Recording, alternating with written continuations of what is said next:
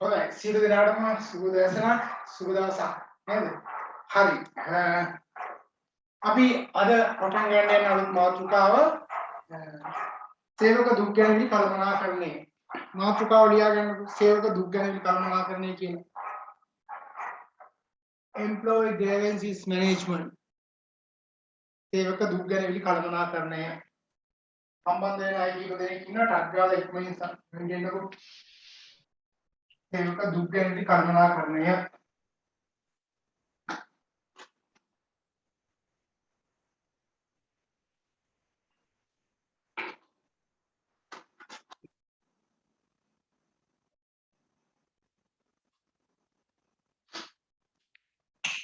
හරි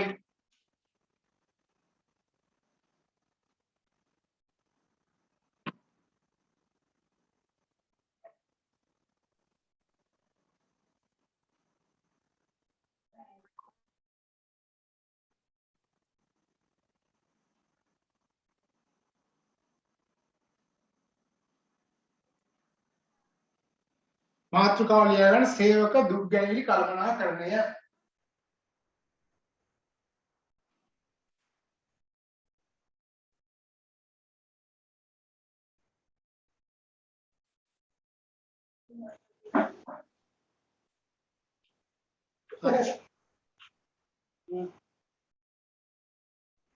ඔයාලගේ අනිවාර්යයෙන්ම මයික් එකයි වීඩියෝ එකයි බලන්න ඈ. ඒක බලලා ඔෆ් කරගෙන තියාගන්න මුලින්ම. හරි. එහෙනම් අපි බලමු මොනවද සේවක දුක් ගැන නිසා කළමනාකරණය කියලා කියන්නේ කියලා. හරි.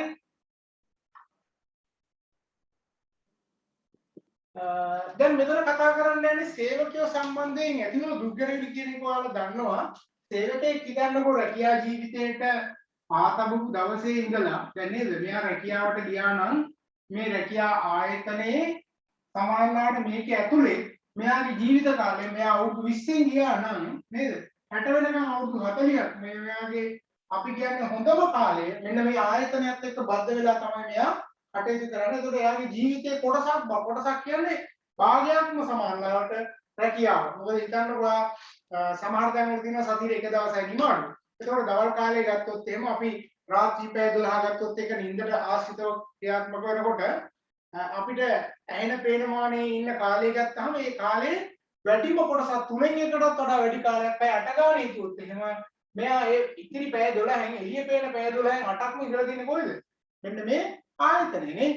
ඒතකොට සතියේ එක දවසක් නිමාඩු ගත්තා නම් ඒක වෙනම කතන්දරයක්. එතකොට හිතන්නකෝ එහෙනම් මුළු ජීවිතේම එනම් වැදගත්ම කාලය ගත කරලා තියෙන මේ ආයතනයේ ඇතුලේ. එහෙනම් මේ ආයතනය මෙයාගේ පෞල් ජීවිතය ඇතුළු සමස්ත ජීවිතය පිළිබඳව වගකීම බාර ගන්න ඕනේ. ඒක පැහැදිලිව තේරුම් ගන්න ඕනේ අපි. අපේ ජීවිතයේ වැඩි කොටසක් අපි කැප කරන්නේ මේ ආයතනයේ වෙනුවෙන්.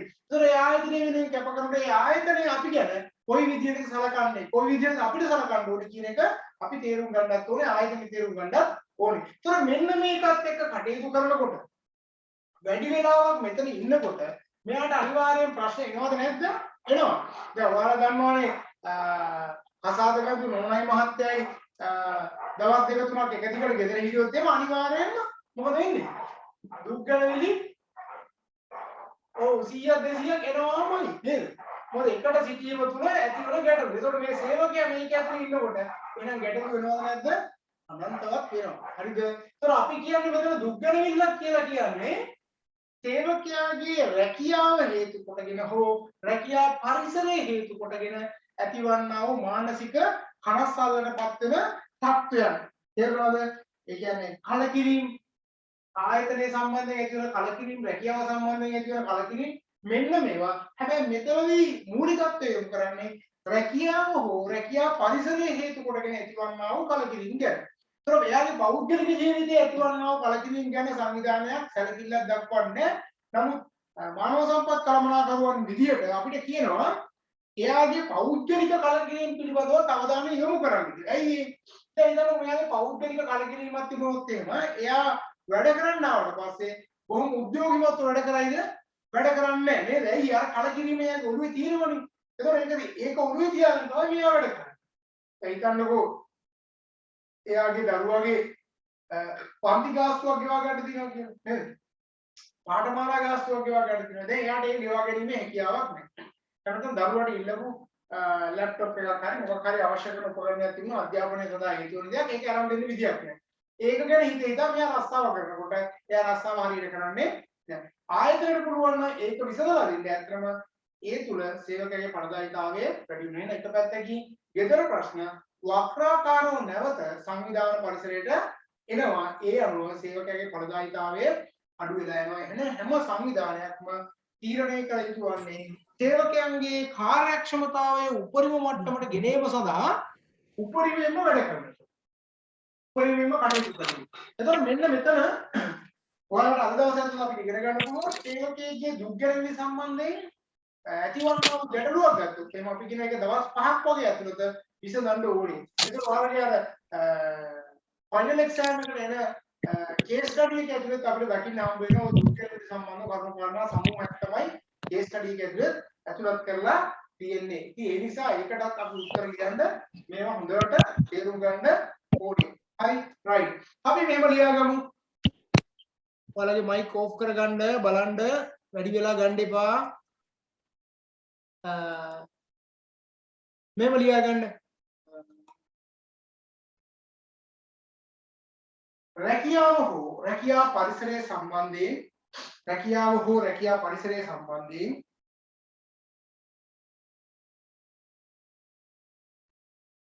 සේවකයෙකු හෝ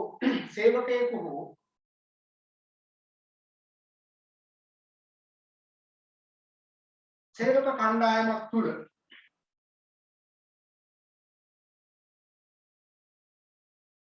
ඇතිවන මානසික කලකිරීමක්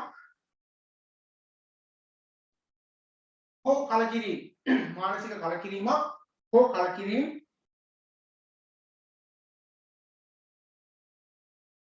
සේවක දුක් ගැනවිල්ල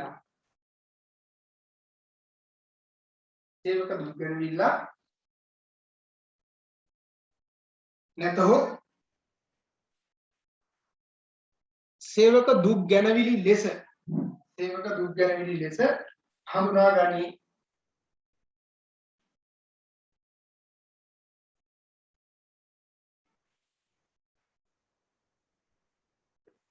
දෙකකින් ලියාගන්න මෙහෙම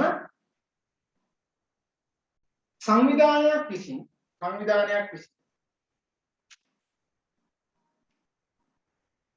දුක් ගැනවිලි ලෙස හඳුනා ගනු ලබන්නේ රැකියාව හෝ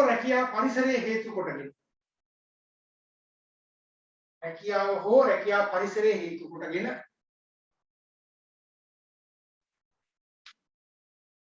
ඇතිවන්නා වූ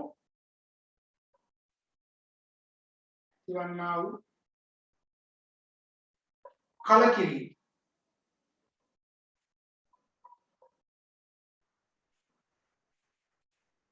පමණක් වන අතර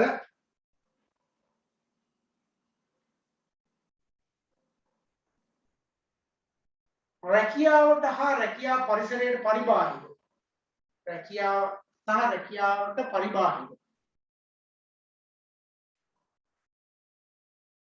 හේතුන් මත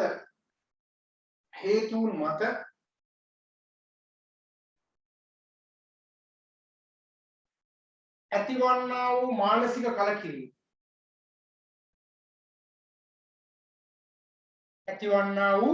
මානසික කලකිරීම දුක් ගැනවිලි ලෙස නොසලකයි.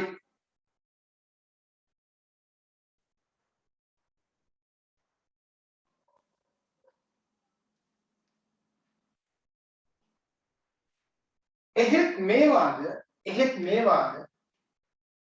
මේවාද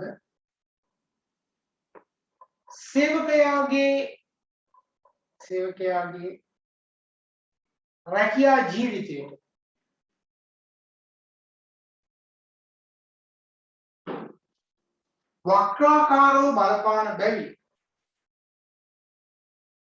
වක්‍රාකාරව බලපාන බැවින්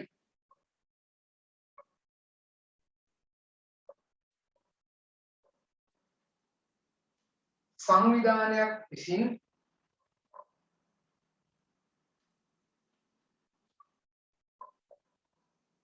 මේ පිළිබඳවද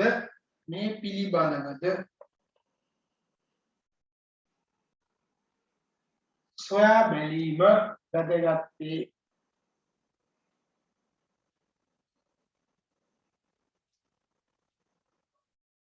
හරිද?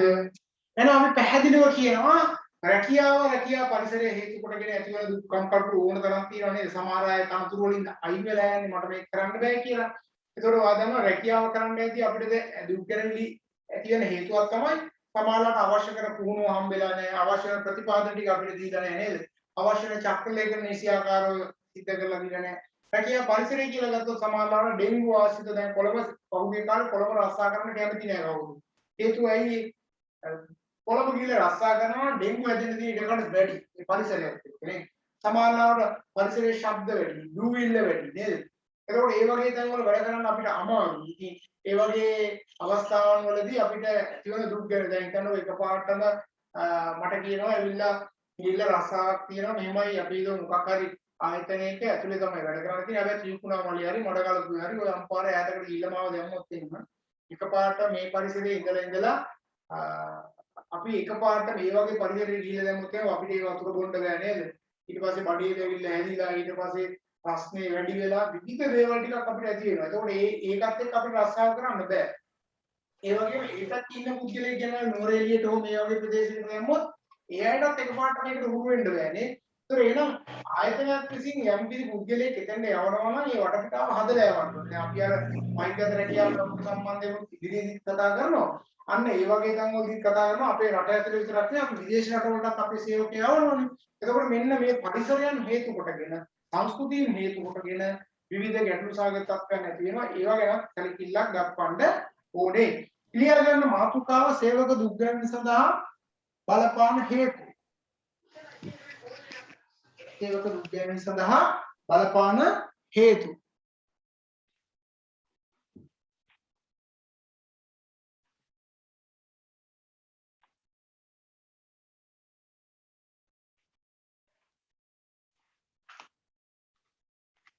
හරිද? බලන්න දැන්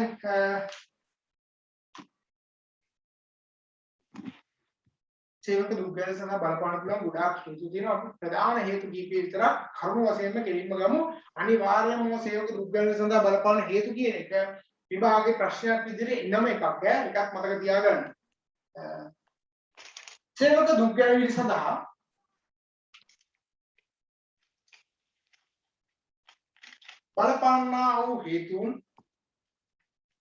බලපාන්නා වූ හේතුන් සමූහයක් පවතින අතර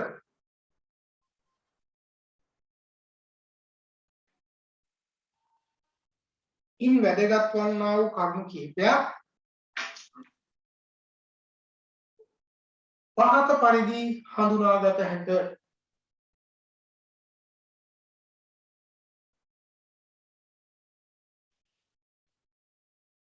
එක රැකියාව සම්බන්ධිත හේතු.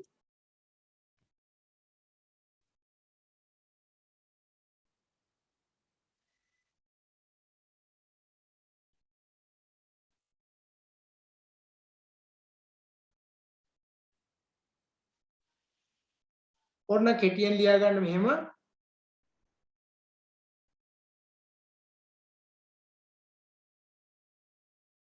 රැකියා විස්තරයේ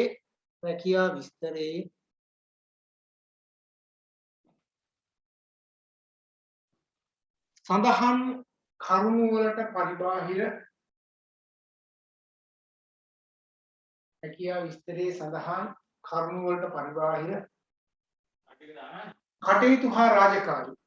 කටයුතු හා රාජකාරී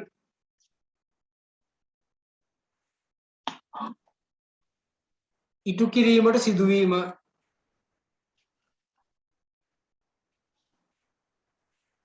මම අර කිව්ව දැන් ලිපිකරුවෙකුට රියදුරු බලපත්‍රයක් තියෙනවා කියලා සංවිධානයේ විසින් ඔහුට කිව්වොත් එහෙම රියදුරෙක් විදිහට කටයුතු කරන්න කියලා ඇත්තට මේක යාට කරදරයක් නේද? ඒතර එයාට අදාළ කාරණාවක් නෙවෙයි. නමුත් ඒකේ කරන්න වෙනවා. ඒතකොට එයාට ගැටලු සහගත තත්ත්වයක් එනවා. දැන් මේ වගේ ප්‍රශ්න ඕන තරම් වෙලා තියෙනවා.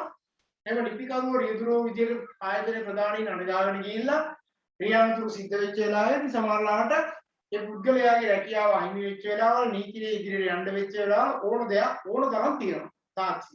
ඒ නිසා ඒ වගේ දේවල් වලදී බොහොම කල්පනාකාරී වෙන්න ඕනේ. ඒ වගේම ඔයාලා දන්නවා ඔය චක්‍රලේඛත් එක්ක වැඩ කරනකොට මූල්‍ය ගණිතය කරද්දී මුදල් අරන් ගිහලා බැංකුවට තැන්පත් කරන්න ඕනේ. ඒ අදාළ මූල්‍ය කටයුතු සම්බන්ධ අය සමහර වෙලාවට ඒ අය තව කෙනෙකුට පවරන මේ සල්ලි ටික ගිහලා බැංකුවේ දාන්න කියලා නේ. සමහරවිට ඒ දාන්න යනකොට සමහරවිට ඒවා මොකෝලා ගන්න පුළුවන්, අතරමඟ නතර නැති වෙන්න පුළුවන්. ඒ වගේ ප්‍රශ්න වෙන්න පුළුවන්. ඒ වගේ තැන්වලදී ඔය වගේ අපිට හිතා ගන්න බැරි දුක් ගැනවිලි සම්පන්න ගොඩාක් ඇති වෙනවා. ඒතකොට ඒව සම්බන්ධයෙන් ඇතිවන ගැටලු සහගත තත්ත්වයන් ඔයාලා දැක්කා පහුගිය කාලේ නඩු තීන්දුවක් එක ක්‍රියාත්මක වුණා. බැසිල් රාජපක්ෂ මහත්මයා සහ ජනාධිපති එවකට හිටපු මහින්ද රාජපක්ෂ මහත්තයා විසින් අර සිල් රෙදි බෙදා දුන්න කියලා නඩු දාලා නේද? එතකොට ජනාධිපති ලේකම්තුමාව අන්තිමේදී හිරිය දාලා ජීවිතාන්තය දක්වා හිර දඬුවම් නිර්මාණය වෙච්ච අවස්ථා තිබ්බා. පසු ඒවා නිදහස් වෙච්ච අවස්ථා තිබ්බා. නමුත් ඒත් බලන්නකො එතකොට එයා ඇත්තටම සිල් රෙදි අරගෙන එයා පාවිච්චි කරලා නෙවෙයි අනිත් අයට බෙදා දීම සඳහා යම් කිසි අරමුදලකින් අරගෙන ඒවා පාවිච්චි කරන. ඒක රැකියා කටයුත්තක් එයාගේ. ඒ සම්බන්ධයෙන් සමහරවිට අන්තිමේදී එයාට අදාළ නැහැ කියලා තමයි නඩු දැම්මේ. ඊට පස්සේ එයා හිරිය දැම්මා. පස්සේ එයා ඒක කරේ නැහැ කියලා ආයෙ නිදහස් වෙලා ආවා. කොහොම නමුත් මේවා රැකියා ආශ්‍රිත ගැටලු සහගත තත්ත්වයන්. ඊගවට රැකියා පරිසරය හා සම්බන්ධ හේතු දෙක. රැකියා පරිසරය හා සම්බන්ධිත හේතු.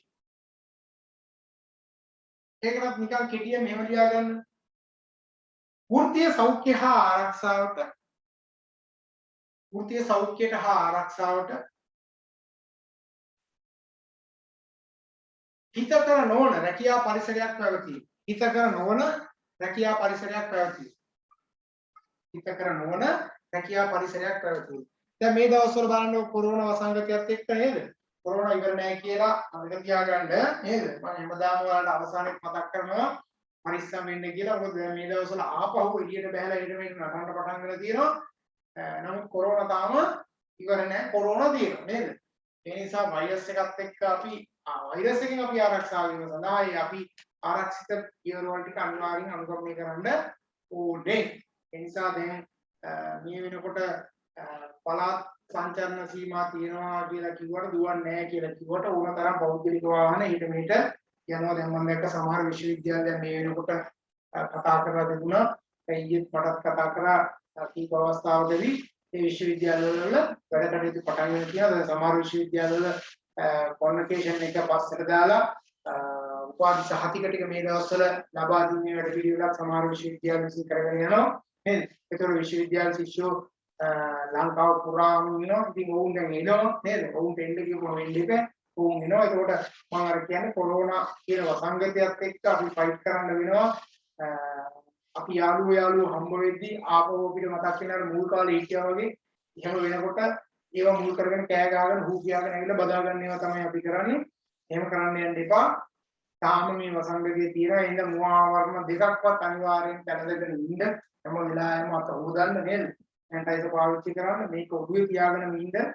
මම මේ කියන්නේ ටුක්ටක් හරි අමතක වුණොත් එimhe ආයෙත් ප්‍රශ්න පොඩවකට මුහුණ දෙන්න වෙන නිසා. ඒ හින්දා අපිට උනත් යම් යම් තැන් වලට යද්දී එකපාරටම දැක්කහම අර අපිට පරම සිතුවිලි තමයි ඇති වෙන්නේ. ඒ හින්දා අපි හැසිරෙන්න උත්සාහ කරන්නේ මේ විදිහට. හැබැයි එහෙම කරන්න යන්න එපා. ඔයාලා එක මතකයේම තියාගන්න. මේ වෙනකොට විශ්වවිද්‍යාල වලින් විෂයන්ට කතා කරනවා නේද? කතා කරලා ඉන්න කියන මම දැක්ක අර වැක්සින් එක ගහන්න ගිය වෙලාවෙදී පවා ශිෂ්‍යයෝ දැක්කම අර මම ඔය කියන්නේ අර ප්‍රාථමික මට්ටමේ හැසිරීම තමයි ආපහු දෙන්නේ. කෑ ගහගෙන හු කියාගෙන කරට අත දාගෙන එහෙම තමයි ආපහු හැසිරෙන්නේ. එහෙම කරන්න යන්න එපා. ඒ සඳහා තව කාලයක් තියෙනවා.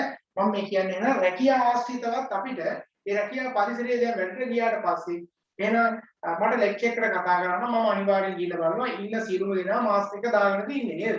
ඒතකොට ඉන්න සේවකයෝ මට උදව් කරන අය ඒ හැම දෙයක්ම ළඟට ගෙනලා දෙන හැමෝම ඒ ආරක්ෂිතව ඉන්නවා. ඒ ආරක්ෂිත වැඩ පිළිවෙලක් එක්කම මම ගිහිල්ලා අදාළ දේශනය කරලා එනවා. එහෙම නැත්නම් මම කරන්න යන්නේ නැහැ. ඒතකොට එහෙම නැතුව මට ඇවිල්ලා කරන්න කිව්වොත් මොකද වෙන්නේ? අන්න කලකිරීම සමූහයකට මුහුණ දෙන්න සිද්ධ වෙනවා. අත්‍යවශ්‍ය කාරණා මත කැඳවුවොත් යන්න වෙනවා. නමුත් මේ වටපිටාවත් එක්ක අපිට ඕන කරන පරිසරය නිර්මාණය වෙලා නැත්නම් ඒක ලොකු ගැටලු සාධක තත්ත්වයක්. සමහර රාජ්‍ය සේවකයෝ කියනවා අපිට එන්න කියනවා. හැබැයි අපිට පහසුකම් දීලා නැහැ. දැන් පහුගිය කාලේ PHL පාරට බැලලා කෑ ගහපු වෙලාවල ඕක කරන් දුන්නේ. උන්ට අවශ්‍ය කරන පහසුකම් දීලා තිබුණේ නැති නිසා. ඒ නිසා අපි කියන්නේ රැකියා පරිසරයේ හිතුවට කියන්නේ මේ වගේ ගැටලු සාධක තත්ත්වයක් උද්ගත වෙනවා. ඊගාවට ලියා ගන්න මානව සම්පත් කළමනාකරන ප්‍රතිපත්ති මානව සම්පත් කළමනාකරන ප්‍රතිපත්ති ක්‍රියාපටිපාටි හා උපාය මාර්ග වලට අදාළ හේතු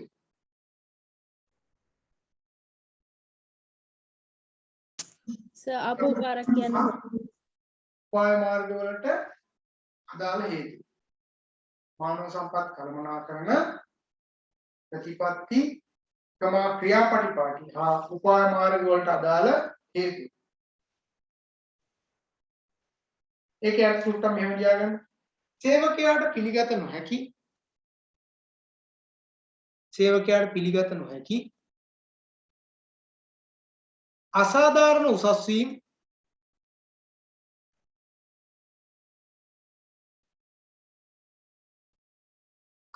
ඉවත් කිරීම මාරු කිරීම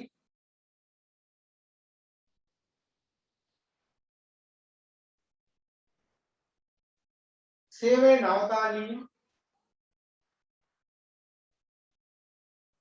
හා සම්බන්ධ ප්‍රතිපත්ති හා ක්‍රියාපටිපාටි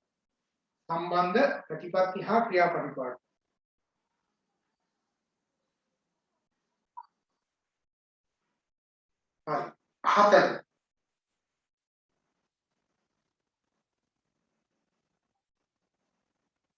සංවිධාන නීති රීති උල්ලංඝනය කිරීම වලට අදාළ හේතු සංවිධාන නීති රීති උල්ලංඝනය කිරීම වලට අදාළ හේතු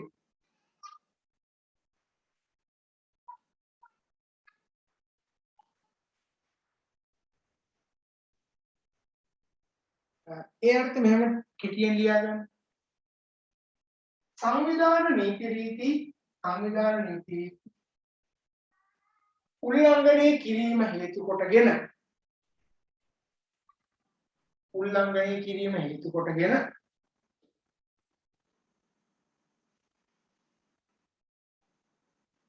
සංවිධානයේ විසින් ලබා දෙන්නා වූ දඬුවම්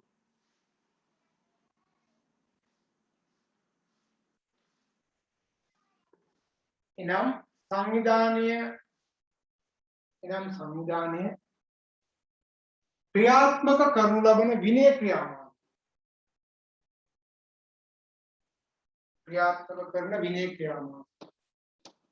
හේතු කොටගෙන ඇතිවන්නා වූ දුක් ගැනීම. හරි. එතකොට සමහර වෙලාවට ඇත්තටම සංවිධානයේ නීති රීති උල්ලංඝනය කරා වෙන්න පුළුවන්. හැබැයි ඒ සම්බන්ධයෙන් අපිට ලබා දෙන දඬුවම් පිළිබඳව අපිට සමහර සෑහීමකටපත් වෙන්න බෑ. දැන් මම එක්තරා කාරණාවක් දැන් ඊයේ මාත් එක්ක බොහෝ වෙලා කතා කරගෙන හිටියා මාත් එක්ක අදාළ ලෙක්චර්ස් කීප දෙනෙක්. එතකොට දැන් ඒ වෙලාවේ කතා කරපු මාතෘකාවක් තමයි ඔය සංවිධානයේ තුල නීති රීති උල්ලංඝනය කිරීම සම්බන්ධයෙන් ලබා දීපු දඬුවමක්. හරිද? දැන් මම විශ්වවිද්‍යාලේ නොකිය ඉන්නවා. ලංකාවේ ජනප්‍රිය සහ ප්‍රසිද්ධ ප්‍රධාන පෙළේ විශ්වවිද්‍යාලයක රෙජිස්ට්‍රාර් කෙනෙක් සේවයෙන් පහ කරලා තිබුණා. తాවකාලිකව රැකියාව නතර කළා නැහැ. සේවයෙන් එහෙන් පිටින්ම පහ කරලාම තියෙනවා. නැවත රැකියාවට ඇතුළත් නොවන මට්ටමටම එන්න බැරි වෙන්නේ. හේතුව මොකද්ද? විශ්වවිද්‍යාලයේ සාමාන්‍ය කම්කරුවෝ දෙතුන් දෙනෙක් කඩ ගහගෙන ගිහිල්ලා තමන්ගේ පෞද්ගලික වැඩ කීපයක් කරගෙන තියෙනවා. එතකොට දැන් ඒක හේතු කොටගෙන තමයි මෙයාගේ රස්සාව අයිති වෙලා යන්නේ. ඒක හිතන්නකෝ දැන් එයා සේවකයා විදියට මේ විශ්වවිද්‍යාලයේ මේ දවස්වල ඉන්න ලේබර්ස්ලා 4 දෙනෙක් හරි අඩ ගාගෙන ගියා කියලා සාමාන්‍ය එක්කෙනෙකුට රුපියල් 2000 ගණන් දුන්නා රුපියල් 8000ක වැඩක් ඕක. හරි. දැන් ඒ අය අරගෙන ගිහලා තමන්ගේ පෞද්ගලික වැඩක් කරගන්නකොට කවුරු හරි උත්තර දුන්නා මේමයි කියලා තොරතුරු සනාතුන එක වැරද්දක්. ඒ නිසා යාගේ රැකියාව අයින් කරලම තියෙනවා. තේරුණාද? එතකොට එහෙනම් මේ කවුද කියන එක ඕනනම් දැන් මෙතන හැම විශ්වවිද්‍යාලයකම ශිෂ්‍යයෝ ඉන්නේ ඉන්න මේ දවස්වල ඔයාලට හොල බලන්න පුළුවන් ඕනනම් අපේ විශ්වවිද්‍යාලයේදී එහෙම කෙනෙක් අයින් වුණේ කියලා. එතකොට හොයාගන්න පුළුවන් වෙයි. මම මේ කියන්නේ එක උදාහරණයක් ඔය කිව්වේ. සමහරවිට මේ දීපු දඩුවම දැන් එයාට ජීවිත කාලයම ඉවරයි නේද? ජීවිත කාලෙම රස්සාවක් ඉවරයි නේ. ඒතකොට ඒ නිසා සමහරවිට ලබා දෙන දඬුවම් පිළිබඳව හිතා ගන්න බැරි කරුණු කාරණා මූලික කරගෙන ක්‍රියාත්මක වෙන විදි ගැන කලකිරීම නැති වෙන්න පුළුවන්. ඒතකොට සමහරවිට උසස් වීම නැති කරන්න පුළුවන් නේද? මේ වගේ ගොඩාක් දේවල් සිද්ධ වෙන්න පුළුවන්. ඊගා පහ නුසුදුසු පුද්ගලික චර්යාවන් සම්බන්ධ හේතු. නුසුදුසු පුද්ගලික චර්යාවන් සම්බන්ධ හේතු.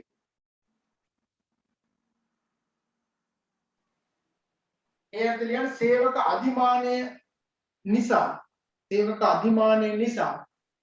ඇතිවන දුක් ගැන.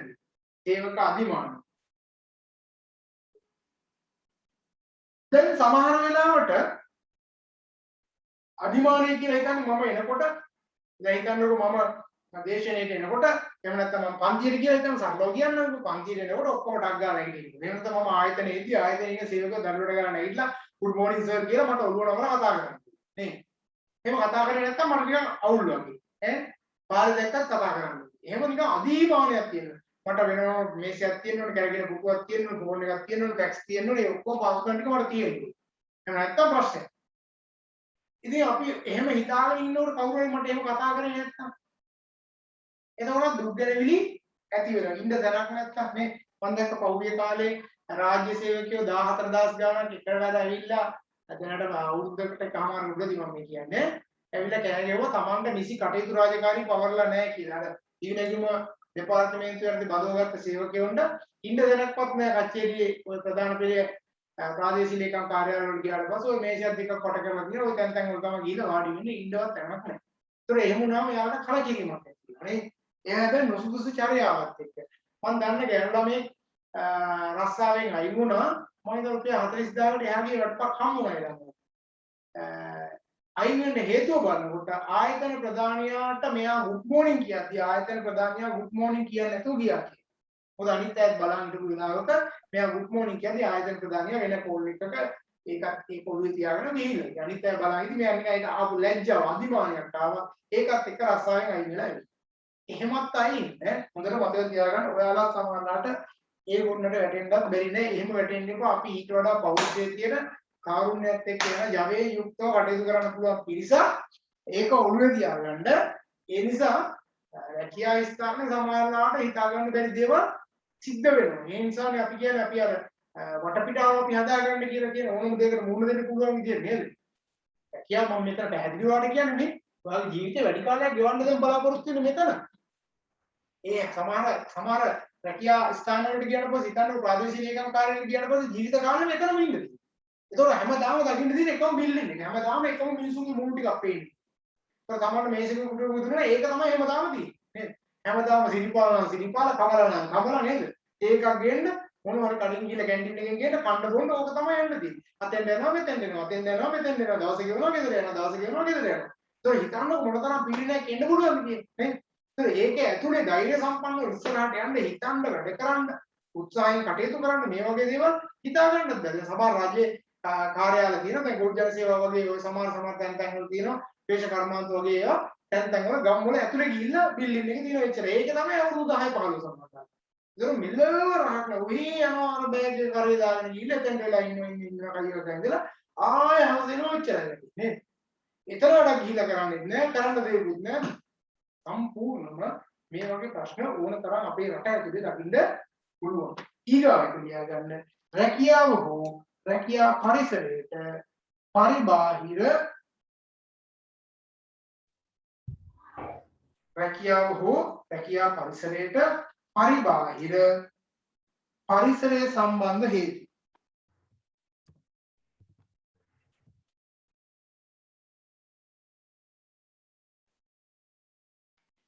යටින් ලියන්න පෞල් ලේඛකයා හා සම්බන්ධ හේතු නිසා.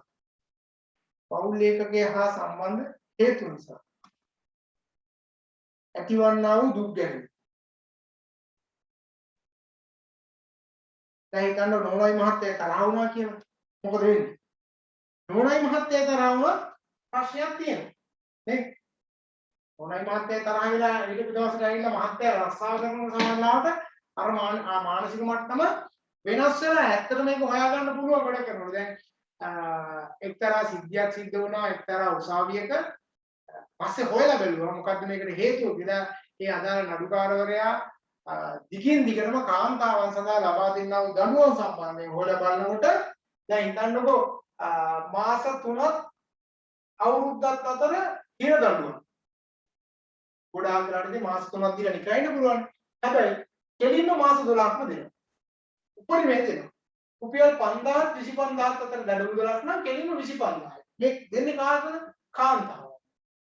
කාන්තාවන්ගේ නඩු සම්බන්ධයෙන් හිතාගන්න බැරි තීන්දුව දෙන්න පටන් ගන්නවා. පස්සේ හොයලා බලනවා මේක මොකද්ද මේකට හේතු කියලා හොයලා බලනකොට ඒ අදාළ නඩුකාරවරයාගේ නෝනා එයත් එක්ක ඇති කරගත්තා වූ ගැටුම්කාරී තත්ත්වයක් හේතු කොටගෙන නෝනා මෙයව දාලා ගිහින්.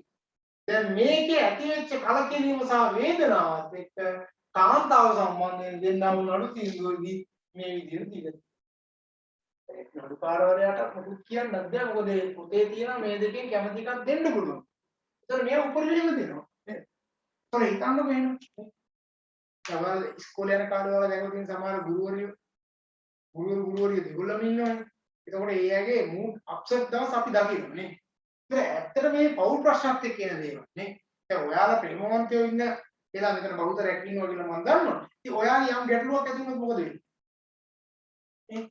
දැන් මට අහුවෙලා තියෙනවා ඔය සමහර පේපර් වලදී එහෙම ප්‍රේමවන්තියත් එක්ක ඇති වෙච්ච අමනාප හේතු කොටගෙන ප්‍රේමවන්තයා විශ්වවිද්‍යාලයේ ඒ අදාළ පේපර් එකට කිසිම පිළිතුරක් නොලියා හිටපුවා.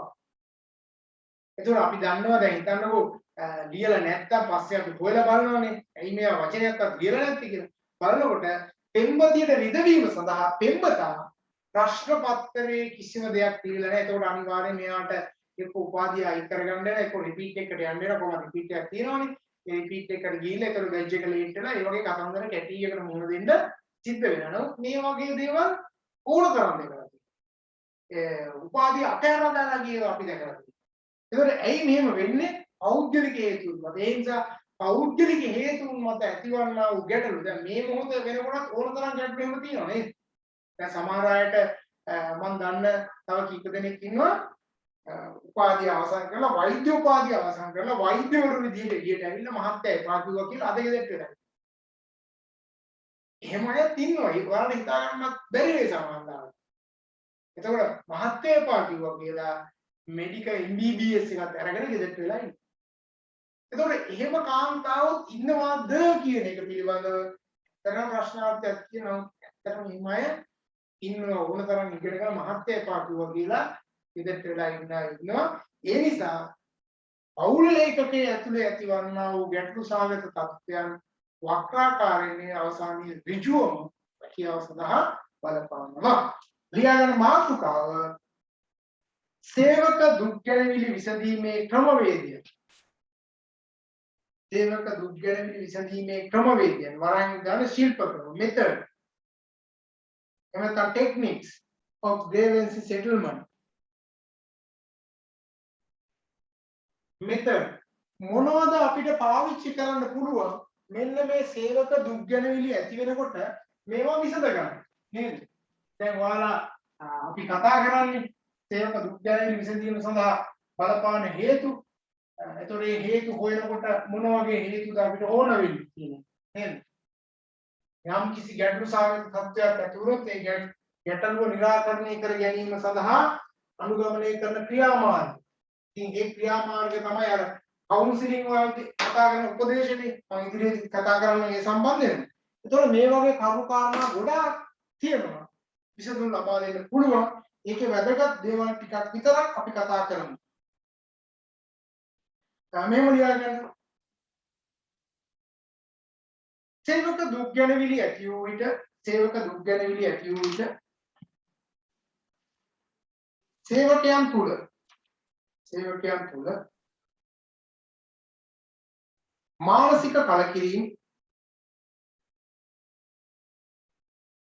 මානසික කලකිරීම කමහ අසහනයන්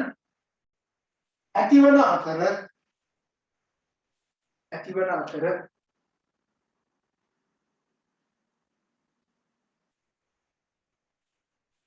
සේවක දුක් ගැනවිලි සඳහා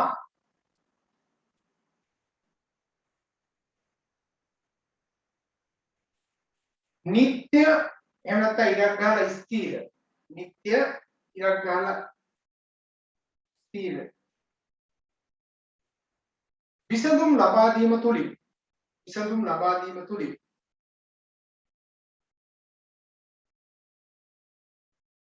සේවක කලකිරීම හා අසහනයන්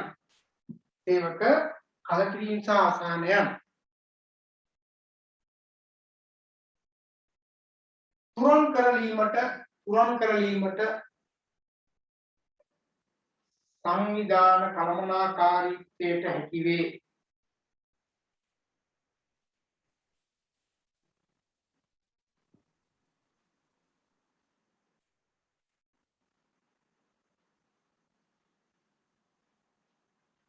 එය සේවක ඵලදායීතාවයේ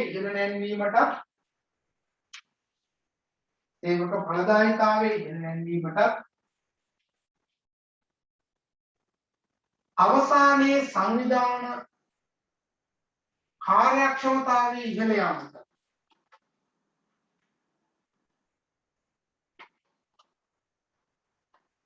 ඉවහල් වේ.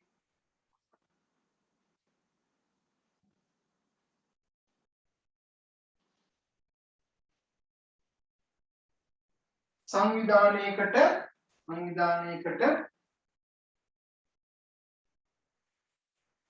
දුක් ගැනවිලි විසඳීම සඳහා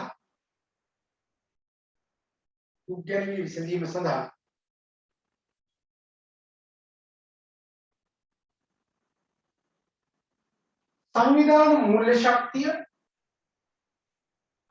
මූල්‍ය ශක්තිය කමා සංවිධාන ස්වභාවය හා ව්‍යුහය ආපහු පොඩ්ඩක් කියන්න පුළුවන්ද? සංවිධානයේ මූල්‍ය ශක්තිය කමා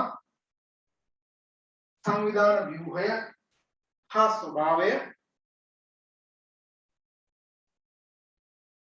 මෙන්ම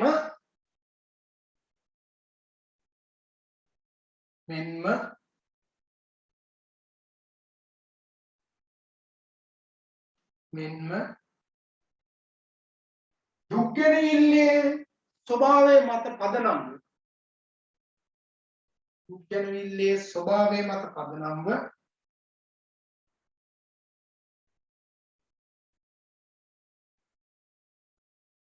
පහත සඳහන් ක්‍රමයන්ගෙන් එකක් හෝ කිහිපයක්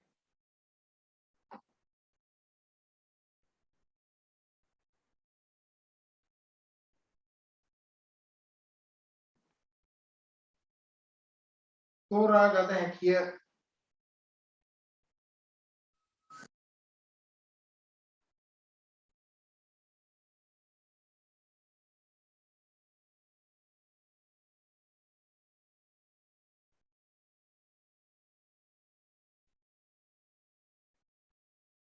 හරි.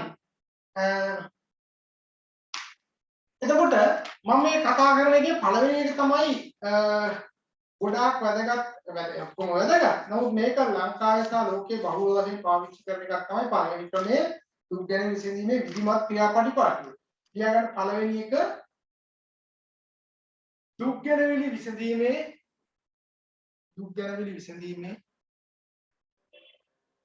විධිමත් ක්‍රියාපටිපාටිය.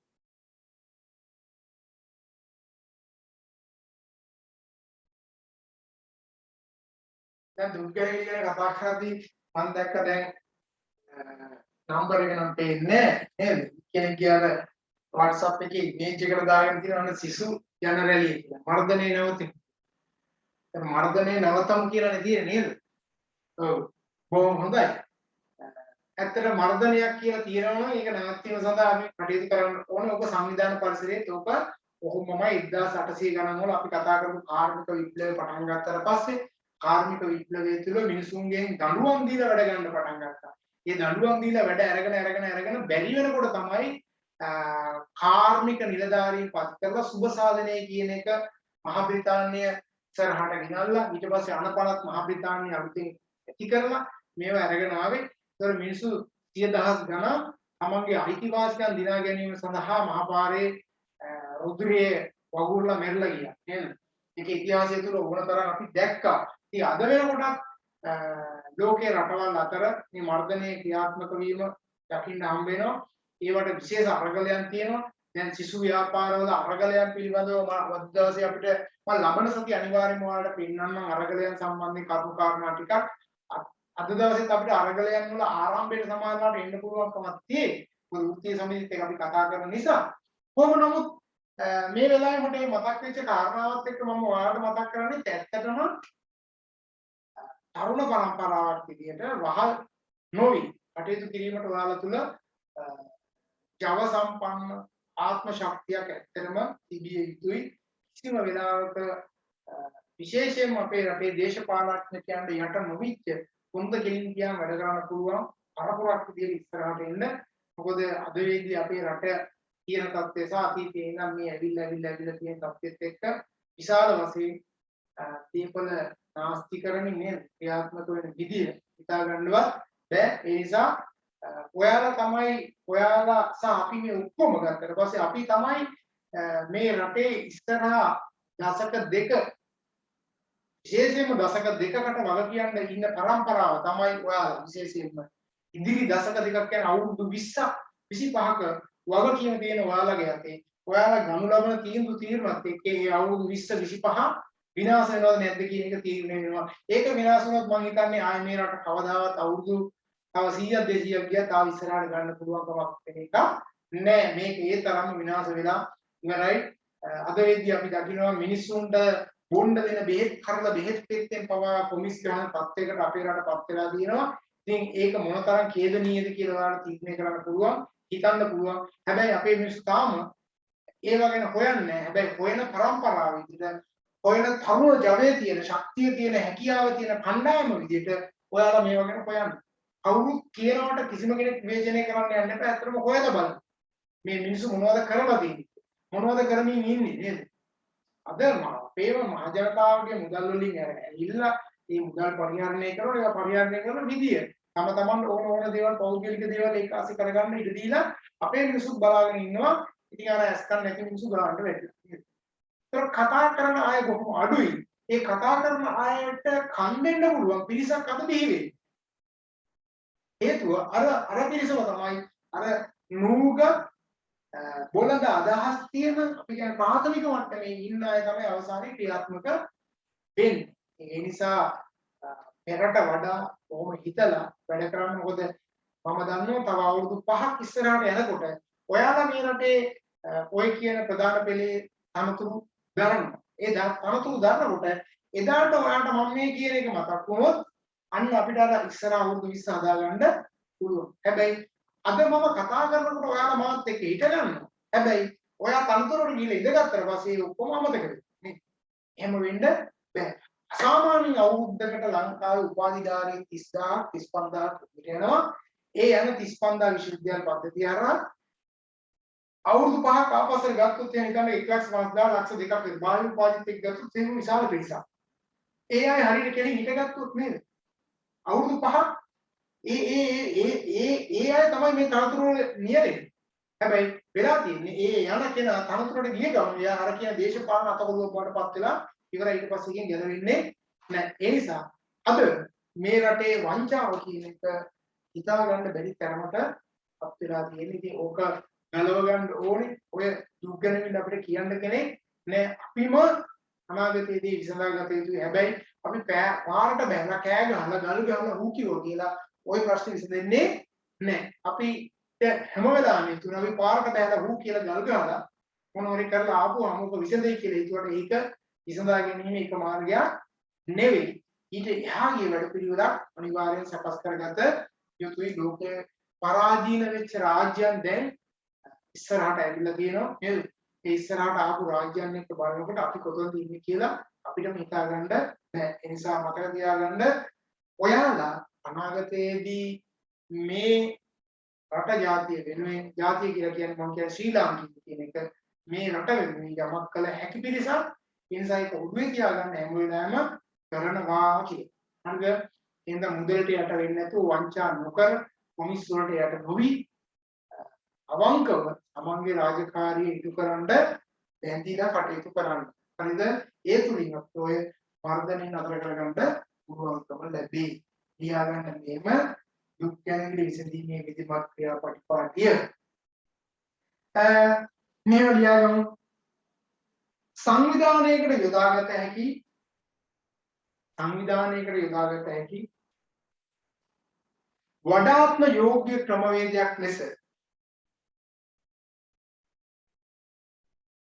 වඩාත්ම යෝග්‍ය ක්‍රමවේදයක් ලෙස මේ හඳුනාගත හැකිය.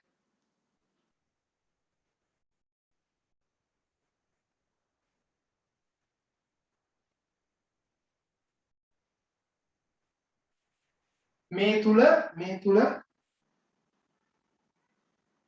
සේවකයන් හා සංවිධාන කළමනාකාරීත්වයේ විසින්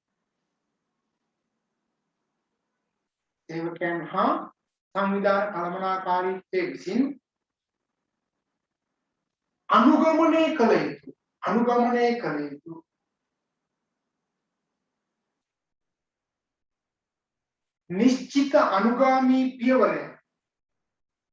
නිශ්චිත අනුගාමී පියවරයන්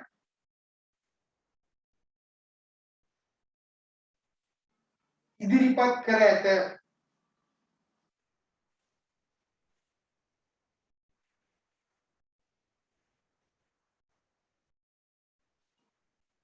ඒ තුල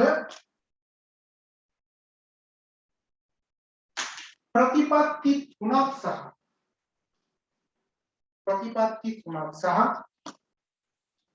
ක්‍රියාමාර්ග තුනක් පහත පරිදි හඳුනාගත හැක.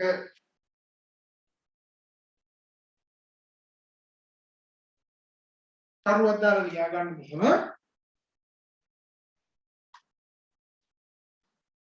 දුක් ගැනවිලි විසඳීමේ ක්‍රියාපටිපාටියේ ප්‍රතිපත්ති.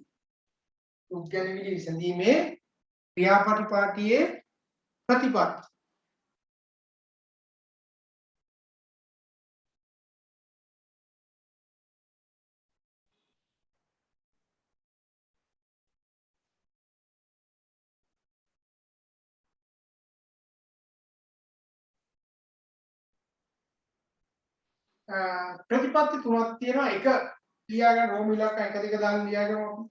එක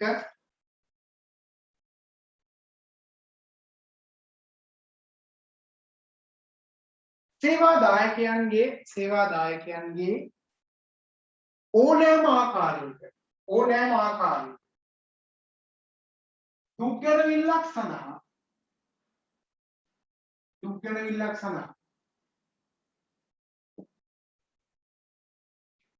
ආසන්නතම සුපරීක්ෂක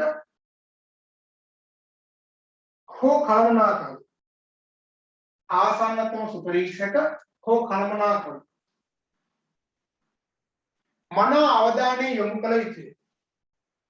මන අවධානය යොමු කළ යුතුය. නේද? එතකොට ඔයාලට තේරෙනවා අපිට ඇති වෙන ඕනම ආකාරයක ගැටලුවක් ආසන්නතම සුපරීක්ෂක හෝ කළමනාකරු අනිවාර්යයෙන්ම අවධානය යොමු කරලා ඒක විසඳලා දෙන්න ඕනේ. දැන් අපි ඉස්කෝලේ යන කාලේ අපිට ප්‍රශ්නයක් ඇතුළම පන්ති බාර ගුරුවරයා ඒකට අවධානය යොමු කරලා කටයුතු කරන්න ඕනේ. ඒ නිසා තමයි පන්ති බාර ගුරුවරයෙක් කියලා වෙනම පත් කරලා ඉන්නේ. නේද?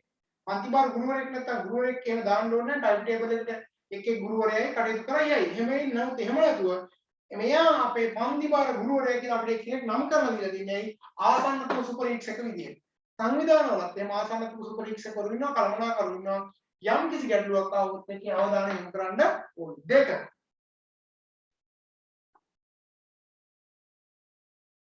සේවා දායකයාගේ දුක් ගැනවිල්ල සඳහා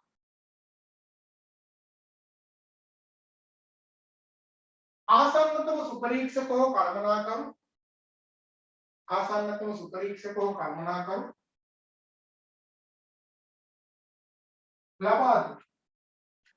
ලබා දුන් විසඳුම සමග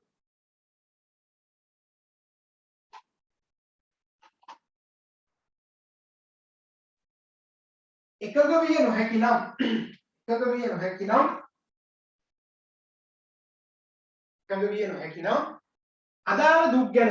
අදාළ දුක් ගැනවිල්ල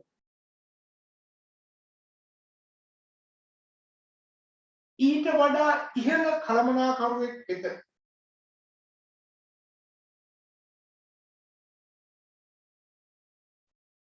ඉදිරිපත් කිරීමට සේවා දායකයාට නිදහස තිබේ.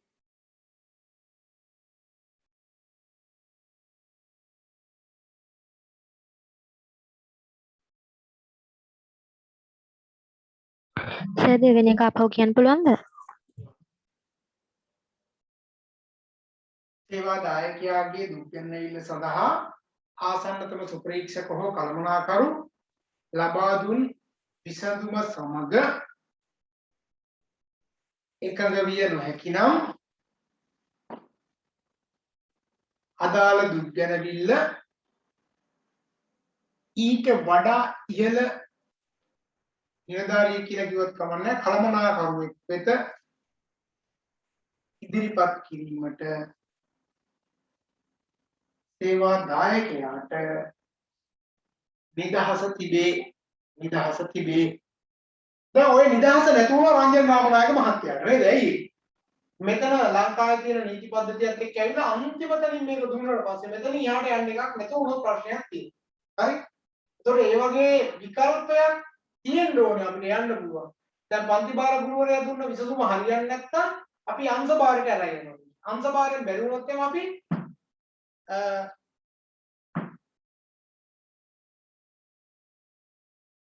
හරිද?